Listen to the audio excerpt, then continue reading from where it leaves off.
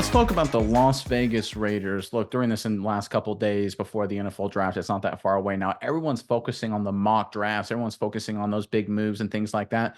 But what the Raiders have been doing, and we've been talking about a lot about it this offseason, is implementing a new culture throughout the entire team that currently exists. And that is already paying huge dividends. And we've got a great article to support it. Let's get right into this report. This is from The Athletic. The Raiders started phase one of their voluntary offseason program Monday. For weeks, however, the Raiders have already had dozens of players in the facility regularly. It's shocking, Coach Antonio Pierce said in February. I don't know why, but they seem to like to be around a little bit more. They seem to understand what they can do to get better and help us get better and win. There's some meat on the bone, and guys felt like it's unfinished business. The season ended, and they wanted more. I think we created a culture and a fit at the building where it's okay to hang out. We're not going to step on your toes. I give them a wave when I see them, but I don't check in and see if they're doing this and that. We're going to see results when we get out there in the spring, and more importantly, when we get to training camp. Some notable players have been regulars at the facility this offseason, which is bizarre. You don't see this very much, including Crosby, obviously superstar Spillane, Miller, receiver Devontae Adams, quarterback Aiden O'Connell, center Andre James, and defensive tackle John Jenkins. All right, I think we're seeing the fruits of the new Raiders culture already coming into view right here. I think it's a great sign for Vegas. Miles, I'm curious what your thoughts are on this, but first, Raiders fans in the comment section below, like I alluded to, draft not very far away. Obviously, everyone's interested in what each team's going to pick, how they're all going to pan out. And I've got a really tough question for you guys because I know this one's going to sting a little bit. But in the comment section below, give us your opinion, the worst Raiders draft bust of all time. There's one former quarterback out of LSU that may be at the top of your list, but maybe there's somebody else that comes into mind. Give us your number one Raiders draft bust and put it in the comment section below. But Miles, give me your thoughts on this report and everything going on with the Raiders and their culture right now. Yeah, Nick, one draft bust wasn't really a draft pick, but I'm segueing into the topic was Antonio Pierce as the head coach coming into this team. I think he has really changed things for the better, and it shows when these veteran players are showing up. And I think there's like a deeper meaning and a deeper uh reason why all of this is so good, and it comes in the terms of what Max Crosby said. Max Crosby was interviewed and he said that early on, Coach Pierce challenged him and said, "Hey, it's not just about you. There's a lot of great players on this team, and the great players are the ones who bring other players up with them." Max Crosby then went on to say he took it personally, got guys like Spillane and John Jenkins, among others, and really took to task. That thing coming into the facility, getting better, being the leader on the team and getting your teammates to be leaders with you, get them to come up and set the example. And Max Crosby said it perfectly. He says, "I think it's great when this happens because it gives the young guys coming in that example and it leaves them no other choice, but they have to be here. You got Max Crosby in the facility training and you want to be on this defense. You've got to be there as well because he's by far the best player on this defense and he's setting the example." I think this is a great culture shift that Antonio Pierce has implemented, and it seems to be wearing off on everybody. You hear Devontae Adams said comments earlier. He says, "This is where I want to be. I want to be in Las Vegas. I want to be with this team."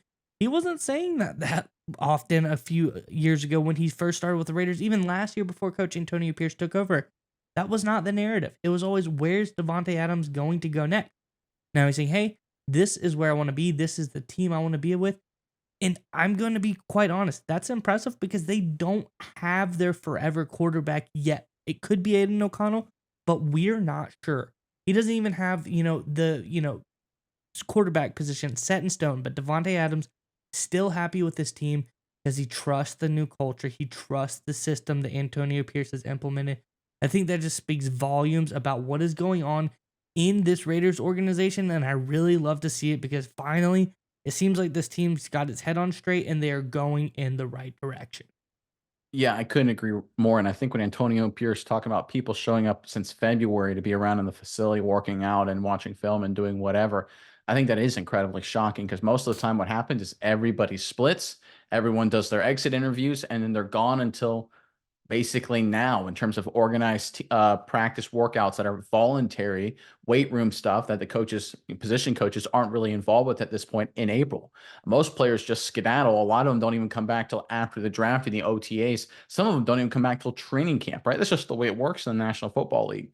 The fact that so many Raiders, especially their best ones, wanted to come in and stay in the facility dating back to February is a great sign that this culture really truly is implanting itself throughout the entire organization. Because it's one thing, right, to believe in hard work in the culture when you're actually playing football games. Because, if you work hard, maybe you can win on Sundays and celebrate a win. Winning's fun, makes sense.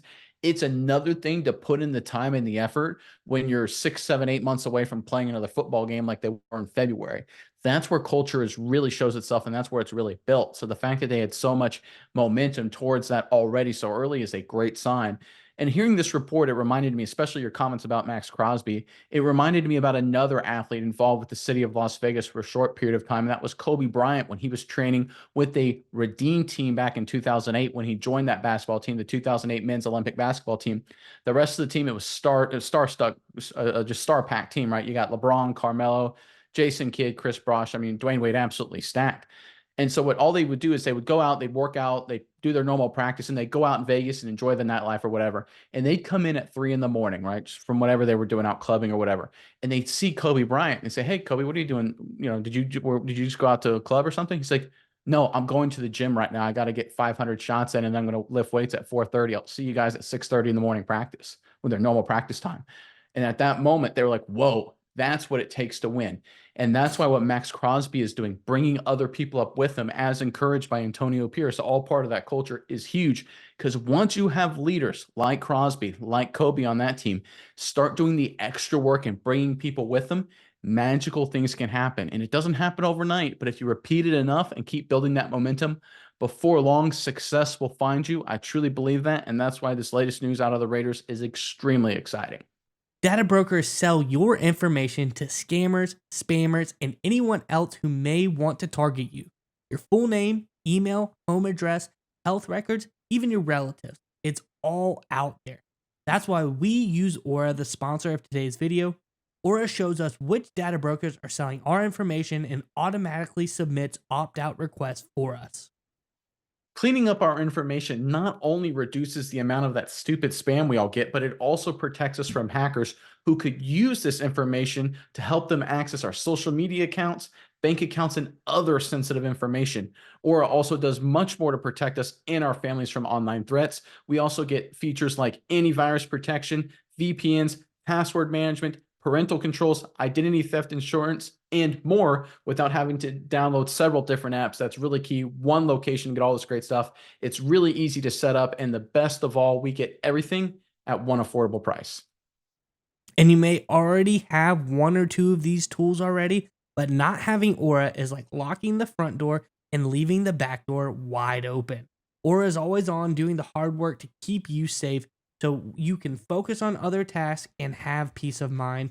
We value our privacy and we value yours. You can go to aura.com/Saturday to start your 2-week free trial.